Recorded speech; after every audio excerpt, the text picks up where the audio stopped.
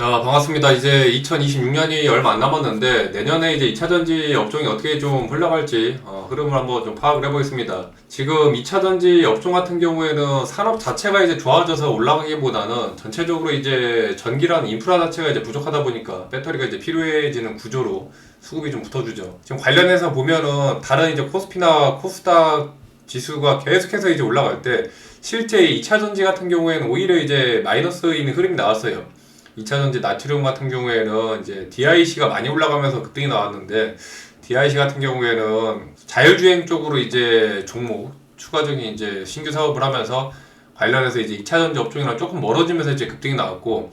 다른 이제 뭐 ESS나 이제 2차전지 전고체 쪽 같은 경우에도 다른 코스피 코스닥 업종 대비 그냥 보합 정도의 수준 그나마 이제 붙어주는 게 이제 ESS 업종인데 이렇게 이제 2026년에 2차전지 업종이 만약에 이제 좋아진다라고 가정을 하더라도 모든 종목이 전체적으로 올라가는 장세는 안 나올 것 같아요. 2026년도는 수요가 이제 좀 확장되는 ESS 관련한 관련주 위주로 이제 좀 급등이 좀 나올 것 같은데 배터리 같은 경우에는 결국에는 이제 2차전지 전기 사업입니다. 그러다 보니까 EV 전기차가 수요가 이제 부진하거나 이런 뭐 부진한 걸로 인해서 종목들이 이제 급등하게 좀 나오는데 지금 중요한 거는 이제 전 세계적으로 동시에 이제 벌어지는 일이 전기 수요가 구조적으로 계속해서 이제 늘어난다는 거예요. 구조적으로 이제 늘어나는 게 중요한데 경기가 뭐 좋아져서 전기를 뭐 더 추가적으로 쓰고 이런 게 아니라 지금 세상이 이제 돌아가는 방식 자체가 AI가 접목이 되면서 세상이 어느 순간 이제 변화되는 속도가 굉장히 지금 빨라졌습니다. 그러면서 이제 방식 자체가 전기를 이제 더 많이 쓰는 구조로 바뀌고 있는데 아시다시피 이제 AI 데이터 센터가 대표적이죠. AI라는 데이터 센터 같은 경우에 전기를 이제 조금씩 쓰는 게 아니라 계속 꾸준하게 잡아먹습니다. 단순하게 이제 서버가 전기를 먹고 끝나는 게 아니라 이 데이터 센터 같은 경우에 열 자체가 열을 많이 내다 보니까 여기에 또 냉각 시설이 붙어요. 이 냉각 시설이 또 전기를 엄청나게 많이 잡아먹습니다. 그렇게 이제 데이터 센터 같은 경우에는 전기를 지금 서버가 또 전기를 잡아먹고 냉각 시설로 또 전기가 또 잡아먹고 두 번 잡아먹다 보니까 여기에다가 이제 냉방 수요도 늘고 제조업도 이제 전기화되면서 전기차 충전도 늘어나고 재생에너지나 이런 것들도 같이 이제 올라가거든요. 이렇게 이제 전체적으로 확대가 되는데 이렇게 같이 이제 한꺼번에 올라가면은 흔들리는 구조가 전기를 많이 잡아먹으면서 이제 발전소라든지 이런 것 쪽이 이제 흔들릴 것 같지만은 결국에 이제 흔들리는 건 전력망이 흔들려요. 전력망 자체 같은 경우에는 발전소는 짓는데 시간이 좀 걸리더라도 결국에 이제 발전소는 또 지을 수가 있는데 전력망 같은 경우에는 굉장히 좀 복잡합니다. 바로 이제 짓기가 좀 까다롭고 이제 전선로나 이런 것 같은 경우에는 이제 땅도 지나가야 되고 거기다가 뭐 공사하면서 뭐 지역에 대한 뭐 민원들도 있을 거고 인허가도 있고 뭐 연결이라든지 변전소 이런 여러 가지 것들이 필요하다 보니까 빠르게 이제 지을 수 있는 부분이 아니에요. 그러다 보니까 전력 같은 경우에는 즉각적으로 이제 늘어나는 산업이 아닌데 그래서 지금 전 세계적으로 이제 ESS에 대한 수요가 빠르게 이제 늘어납니다. 전기 수요가 늘어나다 보니까 전력망의 증설 속도 자체는 느리고 재생에너지 쪽 같은 경우에는 좀 부담이 좀 있고 데이터 센터 같은 경우에도 이제 상시적으로 전력을 잡아먹는 부하 자체가 커지다 보니까 이 피크에 대한 부담이 커지는데 여기서 이제 전력망 같은 경우에 어떤 이제 특징이 있냐면은 두 가지 특징이 있어요. 전력 같은 경우에는 이제 피크 가장 많이 이제 전기를 잡아먹을 때 최대 부하가 중요하고 그 다음에 이제 변동성입니다. 전기를 이제 얼마나 이제 변동성 있게 쓰냐는데 피크 같은 경우에 먼저 보면은 피크가 이제 커진다는 게 전력망 같은 경우에는 이제 최대치, 맥스를 얼마까지 이제 쓸 수 있느냐에 맞춰서 이제 설계를 해야 되는데 하루 중에 딱 뭐 몇 시간 동안에 이제 엄청나게 이제 전기를 잡아먹는 시간 그 시간 때문에 이제 전체적인 시스템이 기화되거든요. 근데 아시다시피 이게 굉장히 비효율적입니다. 거기다 이제 변동성 같은 경우에는 태양광이나 뭐 풍력 이런 이제 재생에너지 같은 경우에는 태양이 이제 쨍쨍 떠 있고 뭐 바람도 많이 불면은 이제 발전량이 이제 들쑥날쑥하다 보니까 전기를 이렇게 재고처럼 쌓아둘 수가 없어요. 수요와 공급이 이제 그때그때 좀 맞아 떨어져야 되는데 그래서 둘 다 이런 이제 변동성들이 있다 보니까 이래서 중요한 게 이제 전기가 남을 때 저장했다가 부족할 때 이제 꺼내 쓰는 장치 그게 이제 ESS입니다. 에너지 저장 장치. 그래서 ESS가 중요한데 내년 같은 경우에는 늘 말씀드리는 이제 전기차에 대한 수요가 부족하더라도 ESS 쪽이 이제 끌어올리면서 내년도 사업은 결국에 이제 ESS와 밀접하게 묶여있는 종목들이 올라갈 가능성이 크다라는 거예요. ESS 같은 경우에 이제 수요가 확정되는 부분이 중요한데, ESS 같은 경우에는 기술 자체가 이제 좋아서 설치를 하기보다는 어느 정도 이제 여러 가지 여건들이 맞아야지 설치가 가능합니다. 여기서 이제 중요한 게 ESS 같은 경우에는 이 배터리에 대한 가격이 중요하거든요. 배터리 팩에 대한 이제 가격이 중요한데, 배터리 팩 가격이 내려가면은 ESS에 대한 이제 설치 수요가 굉장히 올라가요. 왜냐면 이제 ESS 같은 경우에 이 프로젝트 비용 자체가 이제 많이 들어가는 게 결국에는 이제 배터리거든요. 배터리가 가장 큰 비용의 원인이다 보니까 물론 이제 뭐 다른 뭐 전력 변환 정치라든지 뭐 에너지 관리 시스템 여러 가지 것들도 있지만은 지금 전체적인 이제 핵심은 배터리 가격에 따라서 수요가 좌지우지되는 흐름으로 가고 있고, 근데 지금 흐름이 이제 배터리 가격이 내려오는 속도가 생각보다 빠르다 보니까 ESS에서 이제 중요한 게 ESS 프로젝트 같은 경우에 이제 전체적인 ESS 프로젝트를 진행할 때 이제 중요한 게 전체적인 이제 총 투자비가 얼마나 들어가냐예요. 총 투자비가 얼마나 들어가고 ESS에서 매년 이제 벌어들이는 이제 현금 흐름이라든지 매출이 이제 어느 정도 나느냐. 그래서 이걸 투자했을 때 이 투자에 대한 이 회수기간이 이제 몇 년이나 될지, 그 다음에 이제 수익률이 이제 몇 프로나 나올지, 이걸 투자함으로써 뭐 자금 조달이라든지 뭐 금리 이런 것들 여러 가지 이제 변수들이 있는데, 배터리 가격이 내려가면 어떤 일이 생기냐면은 단순하게 이제 1기가와트 시의 ESS라고 생각을 해보면은 1기가와트면은 킬로와트로 따졌을 때 이제 100만이거든요. 100만 킬로와트인데 배터리 팩 가격이 킬로와트당 예를 들어서 만약에 100달러라고 가정했을 때 배터리만 그러면은 1억 달러입니다. 100달러면은 만약에 이제 킬로와트가 뭐 70달러다 그러면은 배터리가 이제 한 7천만까지 줄어들죠. 벌써 이미 가격 차이가 이제 3천만 달러가 넘게 차이 나는데, 여기서 이 차이 나는 이 배터리 가격에 대한 이 3천만 달러가 이런 회수기간 투자를 내가 뭐 예를 들어서 뭐 10억 달러를 투자했다. 이 10억 달러를 투자한 것만큼의 이 회수기간이 10년 동안 회수될 거를 7년으로 줄어들고 내부 수익률도 올려주고, 무엇보다 이제 뭐 금리라든지 이런 여러 가지 금리가 높으면 하기 힘든 사업들이 금리가 또 낮아지거나 금리가 조금 높아져도 여기에 대한 이제 마진이 나오면은 충분히 할 수 있는 이 프로젝트로 바뀌어요. 그래서 내년도 같은 경우에 배터리 가격이 추가적으로 더 내려온다면은 ESS에 대한 이런 프로젝트 내부 수익률이 올라가면서 당연히 이제 수익률이 올라가다 보니까 대출도 이제 쉽게 해주고 대출이 쉽게 되지면서 설치도 늘어나고, 설치가 늘어나면서 전체적인 이제 뭐 발주나 배터리 출하도 같이 늘어납니다. 그러다 보면 당연히 이제 배터리 업종에 대한 실적도 같이 이제 올라갈 수밖에 없는데,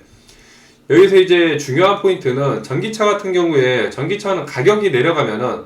경쟁이 세다 보니까 이 단가에 대한 마진이 굉장히 이게 압박으로 연결돼요. 가격이 내려가면은 가격 경쟁이 치열하다 보니까 마진이 이제 줄어들면서 매출이 나더라도 영업이익이 확 줄어드는데, ESS는 가격이 내려가면은 마찬가지로 이제 가격에 대한 가격 경쟁도 있긴 하지만은 전체적인 이제 시장의 파이 규모 자체가 굉장히 커집니다. 전기차는 단가락이 항상 이제 안 좋은 결과로 이어지는데, ESS의 배터리 같은 경우에는 단가락이 나오더라도 오히려 이제 수요가 증가할 수 있는 이런 흐름으로 연결될 가능성이 크다라는 거예요. 그래서 내년도에 이제 ESS 수요가 이제 커지면 커질수록 더 이제 실적이 올라갈 가능성이 큰데, 일단 지금 전기차 같은 경우에는 아시다시피 이제 뭐 전기차가 예전에 뭐 10년 전만 하더라도 뭐 대박이냐, 뭐 전기차가 한번 반짝 떴다가 이제 줄어드냐, 뭐 그런 흐름이었는데, 지금은 뭐 아시다시피 전기차가 이미 그냥 실생활 그 자체로 들어왔죠. 이미 시간이 지나면 지날수록 전기차는 점점 더 많아질 수밖에 없습니다. 근데 그거에 대한 이제 결국에 이만큼 피크를 찍는다라고 가정하더라도 지금 구간에서 여기까지 이제 가는 이 속도를 이제 조절하는 구간인데, 결국에 이제 전기차 수요가 증가하더라도 이런 이제 속도를 조절할 수 있는 요인들은 이제 전체적인 이제 경기에 대한 이제 민감도라든지, 그 그 다음에 이제 뭐 금리가 저렴하면 저렴할수록 당연히 이제 뭐 할부나 리스 비용에 대한 이런 것들도 줄어들다 보니까 더 이제 수요가 올라가고, 거기다가 이제 뭐 전기차 보조금이 클수록 당연히 전기차에 대한 수요도 늘어납니다. 그 다음에 이제 뭐 가격 정책이라든지 충전하는 데 있어서 이제 충전도 좀 쉽게 돼야지 전기차 수요도 같이 늘어나는데, 시간이 지나면 지날수록 이제 전기차 충전소에 대한 것들도 늘어날 수밖에 없고, 지금 금리도 미국이 이제 금리 인하를 또 내년에 추가 몇 번이나 할지는 내년 되면 알겠지만은, 일단 전체적인 반영 자체는 추가적으로 인하한다라는 이제 흐름이에요. 그래서 이런 여러 가지 이제 변수들이 전기차에 대한 이제 수요 속도를 계속해서 이제 조정을 하는데, 전기차가 장기적으로는 결국에는 이제 이렇게 확대되는 방향이 이제 기본값이기 때문에, 단기적으로는 뭐 1, 2년, 뭐 짧게는 이제 뭐 몇 개월은 속도가 당연히 이제 왔다 갔다 할 수밖에 없습니다. 근데 이제 내년에 중요한 게, 배터리 산업 같은 경우에는 이 전기차 하나에만 의존하다 보니까 전기차에 대한 수요가 줄어들면 바로 이제 매출이 빠지고 주가가 박살나는 형태들이 많이 나왔어요. 근데 올해 들어서 ESS에 대한 이제 수요가 폭발적으로 증가하면서, 배터리 같은 경우에는 ESS에서 밀려도 ESS가 올라가는, ESS가 이제 받쳐주면서 산업에 대한 2차전지 구조 자체가 저렇게 이제 급격하게 바뀌었습니다. 그래서 전기차만 놓고 봤을 때는 내년도가 여전히 이제 불안한 건 맞지만은, ESS까지 같이 보면은 수요가 이제 받쳐주는 구간으로 들어갈 가능성이 굉장히 크고, ESS가 매출이 크게 이제 올라가거나 이제 영업이익이 잘 나오려면 결국에는 이제 세 가지가 잘 돼야 되거든요. 아까 말씀드렸던 이제 전기 수요에 대한 이제 피크가 이제 좀 절감이 돼야 되는데, 뭐 공장이나 데이터 센터 이제 대형 상업 시설 같은 경우에는 전기 요금이 단순하게 뭐 사용량으로 계산되는 게 아니라 최대 그 피크를 찍었을 때 이때의 값에 따라서 전기값이 또 크게 결정되는 구간들이 있어요. 그래서 이제 피크가 줄어들다 보면 전기 요금이 같이 이제 줄어드는데,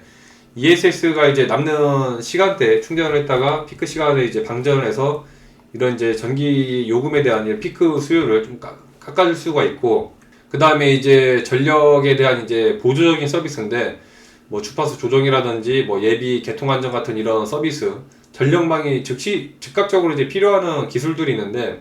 ESS는 반응 속도가 빠르다 보니까 이렇게 이제 즉각적인 전력 서비스에 강합니다. 이런 이제 수요들은 ESS가 커질수록 같이 이제 올라갈 가능성이 크고, 그 다음에 이제 재생에너지 같은 경우에는 뭐 태양광이나 풍력 이런 발전 같은 경우에는 강하게 이제 전기를 생산을 하더라도 이게 이제 만땅이 차면은 버리는 전기들이 발생을 해요. 버리는 전기들이 이제 발생을 하는데, 그런 버리는 전기를 ESS에다가 이제 저장을 하면서 전체적으로 이제 버릴 전기들이 이제 줄어들고 변동성도 같이 줄어들면서 ESS로 인해서 이제 매출이 확장되는, 이런 이제 매출을 살릴 수 있는 그런 이제 역할들이 됩니다. 그래서 이런 흐름들이 재생에너지에 대한 이제 비중이 커지거나 데이터 센터가 늘어나면 늘어날수록 결국에 이제 ESS에 대한 수요가 점점 커질 수밖에 없어요. 여기다가 이제 아까 말씀드렸던 게 이제 뭐 금리에 대한 또 부분들인데, 결국에 배터리 가격이 내려가고 금리도 같이 내려가면은 ESS에 대한 이제 매출은 즉각적으로 커질 수밖에 없습니다. ESS에 대한 매출은 결국에는 이제 커질 수밖에 없는 구조라, 금리 같은 경우에는 배터리 산업 자체는 이제 2차전지 업종 같은 경우에 이제 배터리를 지려면 당연히 이제 배터리 만드는 공장을 지어야 되고, 공장을 짓고 ESS도 마찬가지로 이제 이 대출을 굉장히 많이 일으키는 프로젝트 파이낸싱 산업인데, 금리가 내려가면은 두 군데에서 이제 효과가 같이 나요. 두 군데에서 이제 효과가 같이 나옵니다. 배터리 기업 같은 경우에는 이제 공장 투자에 대한 비용이나 이런 부담들이 줄어들고, 투자에 대한 이제 결정들도 굉장히 빨리빨리 할 수가 있고, ESS 같은 경우는 마찬가지로 투자를 했을 때 이런 대출금리가 줄어들면 당연히 이제 금리가 줄어들 만큼 수익률이 마진이 올라갑니다. 그러면서 이제 설치에 대한 수요도 같이 올라가는데, 결국에 금리가 하락한다면은 그냥 심리적으로 이제 올라가는 뭐 호재가 아니라, 결국에는 이제 실제적으로 공장 속도라든지 ESS에 대한 수요를 실제적으로 이제 설치 속도를 빠르게 이제 올릴 수 있는 가장 강력한 이 모멘텀이에요. 그래서 내년도에 추가적으로 금리가 완화되는 흐름이 나온다면은 결국에는 이제 금리가 내려가면서 ESS에 대한 이제 자금 조달이라든지 당연히 이제 설치도 더 늘어나고, 설치가 늘어나는 만큼 배터리 출하도 같이 이제 늘어날 수밖에 없습니다. 근데 만약에 이제 금리 인하가 지연되거나 질질 끌거나 올라갈 것 같진 않은데 그냥 그대로 이제 뭐 동결되어 있는 상태로 늦어진다면은 당연히 이제 매출이나 전체적인 뭐 실적에 대한 이제 좋아지는 속도가 좀 더 늦어질 수는 있어요. 그래서 이런 흐름들을 계속 봐야 되고, 지금 또 한 가지 이제 중요한 변수 중에 하나가 환율인데, 환율 같은 경우에 요새 이제 환율이 올라가는 거는 이제 거의 뭐 1500 근처까지 올라가면서 지난번에 1480까지 갔는데, 환율 같은 경우에도 이제 굉장히 중요하지만은 환율이 이제 배터리 소재 산업, 2차전지 업종들 같은 경우에는 달러를 이제 벌기도 하지만 달러를 당연히 이제 쓰기도 합니다. 달러도 벌고 달러도 쓰기도 하기 때문에 이제 환율에 대한 이런 것들이 이제 중요한데, 뭐 원재료나 뭐 장비, 공장 운영 비용 이런 것들은 이제 또 달러로 또 나가고, 또 외국에서 이제 달러로 수출하는 것들은 달러를 벌어들이는데, 환율이 높아지는 것도 문제지만은 이 환율 변동성이 가장 큰 이제 문제예요. 환율이 뭐 1480까지 찍었다가 또 금방 1400 내려왔다가 뭐 1500 됐다가, 이런 이 변동성이 만약에 이제 고정 비용 같은 경우에는 지속적으로 나가기 때문에 환율이 이제 뭐 높게 고정돼 있으면은 고정비는 여전히 높게 나가지만은, 만약에 이제 제품 출하라든지 이런 출하 시점에 뭐 환율이 이제 그때 더 추가적으로 뭐 더 올라간다. 반대로 환율이 이제 제품을 이제 팔아야 되는 그런 이제 시점 타이밍에 대금을 받아야 될 시점에서 환율이 더 이제 올라간다, 더 뭐 낮아지거나 그러면은 그 변동성만큼 뭐 100의 수익을 봐야 될 것을 이제 80, 이런 식으로 이제 수익이 줄어들 수밖에 없습니다. 이렇게 이제 환율이 출렁이다 보면 당연히 이제 이런 해지에 대한 비용도 늘어나고,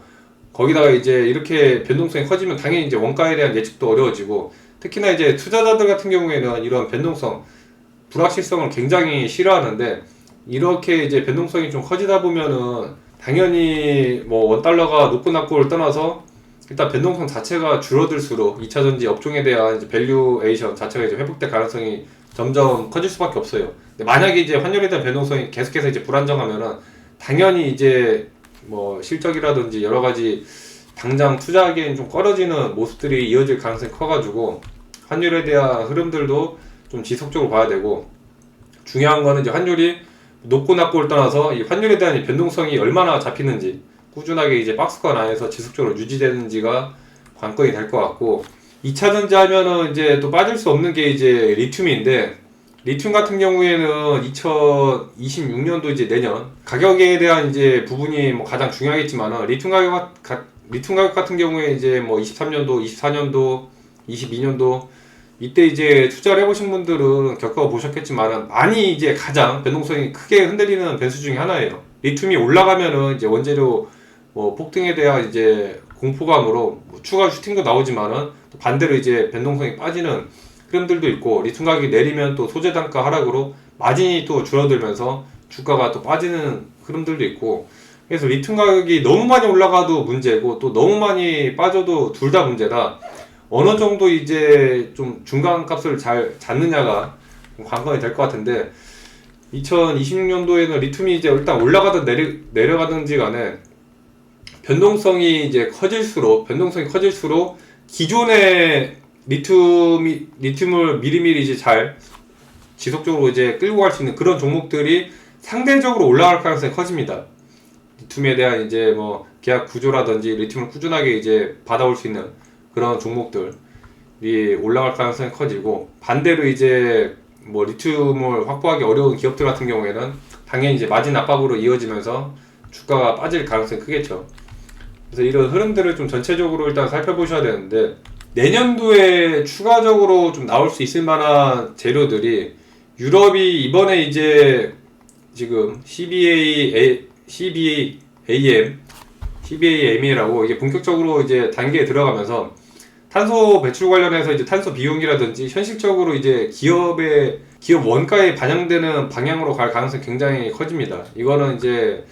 2차전지 업종 자체에 직접적으로 좀 타격을 주기보다는 원가나 전체적인 이제 뭐 공급망 이런 흐름들에 좀 영향을 줄 수 있는데, 유럽 쪽 같은 경우에는 뭐 탄소 관리라든지 관련해서 이제 유럽 쪽으로 바로바로 이제 뭐 대응이 약한 기업들 같은 경우에는 당연히 이제 주가 조정의 원인이 될 거고, 대응이 바로바로 준비된 기업들 같은 경우에는 오히려 이제 유럽 쪽 진입장벽이 점점 높아지면서 주가가 더 탄력적으로 이제 올라갈 가능성이 커지겠죠. 거기다가 이제 미국 관세라든지 뭐 공급망 규제 이런 거 같은 경우에는 이제 ESS에서 더 커질 가능성이 큰데, 일단 ESS 자체가 이제 차량용 배터리다 보니까 특정 뭐 관세나 뭐 규정 변화 이런 프로젝트가 원가에 바로바로 이제 반영될 수 있어가지고, 내년도 미국의 이제 ESS가 커지는데, 수요는 커지는데 이거를 공급하기가 굉장히 까다로워지는 이제 여건들이 생길 수 있습니다. 그렇게 까다로워지는 만큼 ESS를 꾸준하게 이제 공급을 하는 그런 기업들은 주가가 당연히 이제 그쪽으로 쏠릴 수밖에 없겠죠. 마찬가지로 이제 IRA 보조금도 마찬가지로 이제 단순하게 보조금을 받냐 못 받냐가 아니라 자격 요건을 얼마나 또 갖추느냐가 핵심이라, IRA 내년에 이제 수요가 늘어도 그 수요를 누가 이제 가져가냐가 최대 관건이라, 아마 수요가 이제 어느 한두 군데로 좀 쏠릴 가능성이 크거든요. 그래서 이런 흐름들을 봤을 때 2차전지 업종들이 여러 종목들이 이제 굉장히 많다 보니까 전체적으로 올라가면은 다 같이 이제 올라가는 흐름들도 있지만은, 그 중에서 이제 몇몇 종목들은 또 굉장히 강하게 이제 올라가는 애들은 강하게 올라가고, 반대로 이제 뭐 보합 박스권이나 질질질 끄는 종목들은 굉장히 좀 차별화 장세가 점점 더 심해질 것 같아요. 내년도에는 전체적으로 수요 자체는 이제 커질 것이라 예상되지만은, 이 수요를 가져가는 기업들은 굉장히 좀 한정될 것으로 예상이 된다. 그래서 내년도 2차전지 업종 같은 경우에는 전기 수요나 이제 전체적인 이제 ESS 관련돼서 ESS와 밀접하게 이제 엮여 있는 종목들 위주로 수급이 강하게 붙어줄 가능성이 크고, ESS에 대한 뭐 종목들 같은 경우에 제가 꾸준하게 이제 말씀드렸지만은 뭐 LG 에너지 솔루션부터 해서 뭐 삼성 SDI, 뭐 포스코 퓨처엠, 뭐 에코프로비엠, 엔캠, 뭐 LNF 뭐 등등 뭐 여러 가지 종목들 그동안에 계속 잡아드렸죠. 관련해가지고 흐름들 항상 파악하시고, 일단 직접적으로 아마 매출이 좀 가장 강하게 나올 수 있는 종목 같은 경우에는 지금 차트도 이제 삼성 SDI인데, 일단 뭐 삼성 SDI도 지금 보시면은 일단 미국에서 2조 원대 규모의 이제 ESS 배터리 수주도 있고, 지금 전체적인 이제 ESS에 대한 파일을 계속해서 커지고 있어서, 아래 뭐 121선이나 장기 이평선 자리들을 깨지만 않는다면은 아래 하방만 이제 지지해주면 삼성 SDI 같은 경우에 꾸준하게 이제 올라갈 가능성이 커요. 그 다음에 LG 에너지 솔루션 같은 경우에도 최근에 이제 뭐 포트라든지 지난주에도 또 배터리 계약 해지가 또 나오면서 연거푸 이제 계약 해지 소식들이 나오다 보니까 굉장히 좀 악재로 작용하는데, 그래도 아직까지 201선은 버텨주고 있거든요. 전체적인 이제 추세가 완전 이제 꺾인 건 아니어가지고, LG 에너지 솔루션도 지금 ESS 수주 잔고가 3분기 기준으로 이미 120GW씩 깔려 있고, 꾸준하게 일단 깔려 있는 ESS에 대한 수요들이 굉장히 많습니다. 전기차에 대한 배터리 쪽 계약 해지는 많지만은, 근데 계약 해지에 대한 구간들을 또 연 단위로 나눠보면은 매출 자체가 뭐 이제 뭐 전체적으로 이제 한 13조 원대가 계약 해지가 됐는데, 전체적으로 이제 이거를 한 5년에서 한 6년으로 나누면은 1년에 이제 한 2조 원 가량이에요. 1년에 한 2조 원 가량이면은 LG 에너지 솔루션 같은 경우에 한 해에 내는 이제 매출 전체적인 이제 캐파를 놓고 봤을 때, 보통 매출이 많이 나오면은 보통 이제 한 20조 원대에서 25조 뭐 30조 원 정도 나오는데, 연단위 매출로 치면은 거의 이제 한 10%가 안 되는 정도의 이제 수준이라 크다라고 볼 수 있지만은, 이미 어느 정도 그거에 대한 지금 공급계약 해지에 대한 그런 이제 악재로 빠진 물량들은 어느 정도 나온 것으로 보입니다. 그래서 LG 에너지 솔루션도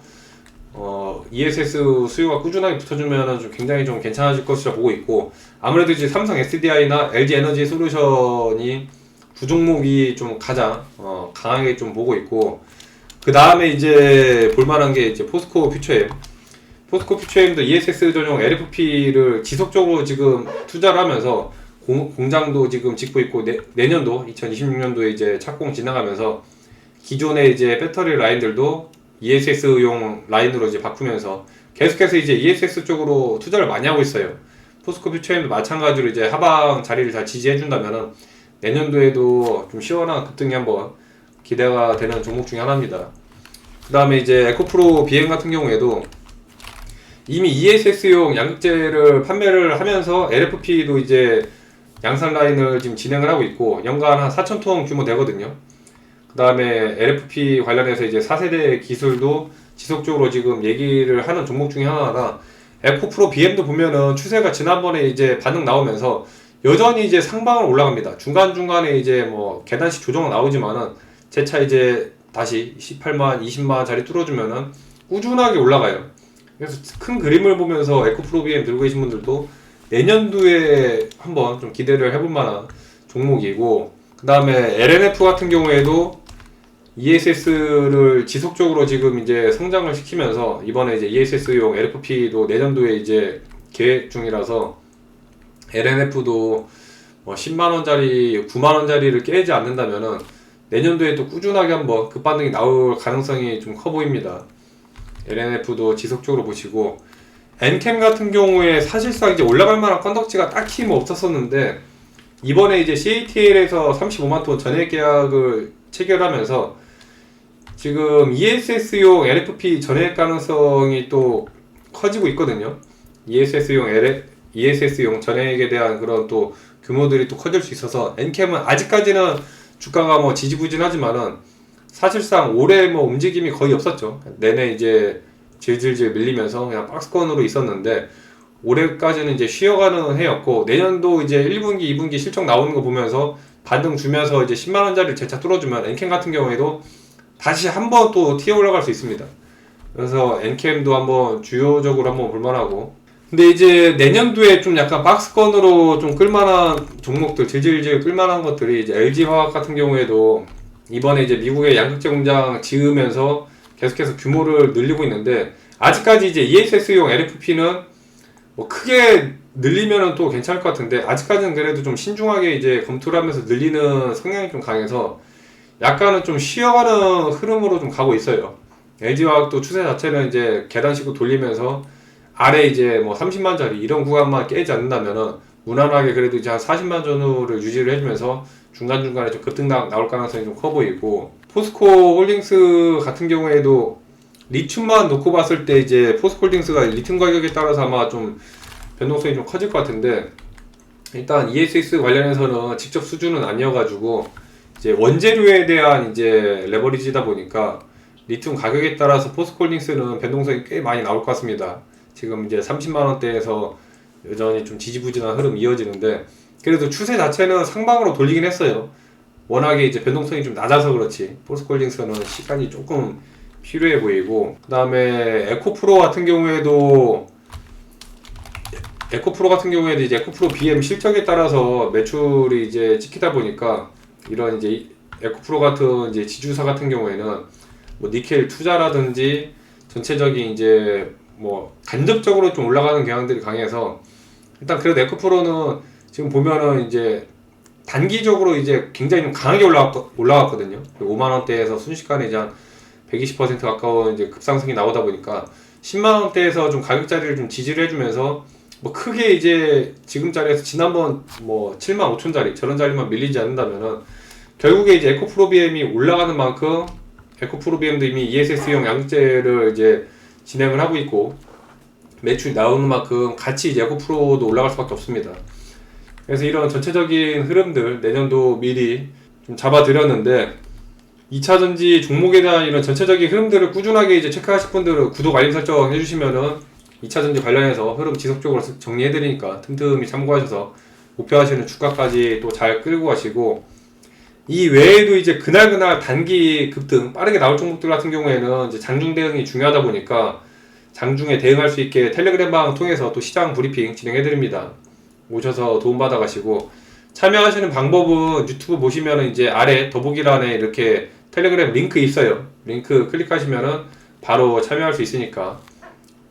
들어오시고 100% 무료로 진행 중입니다. 부담 없이 들어오셔서 도움 많이 받아가시면 되겠습니다. 끝으로 또 보유하고 계신 종목들 시원하게 급등 나오라고 긍정적인 기운 담아서 또 계좌 상승을 위한 좋아요 한 번씩 눌러주시고,